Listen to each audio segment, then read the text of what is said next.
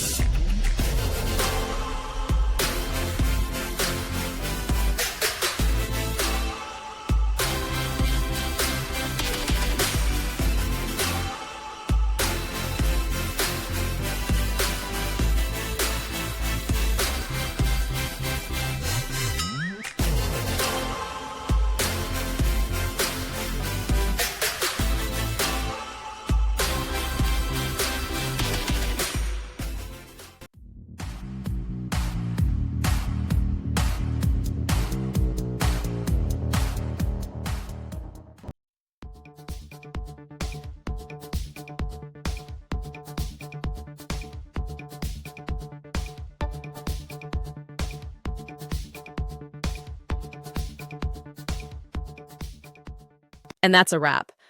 I hope you found the answer you were looking for. If you did, take a second to hit that subscribe button. It really helps out.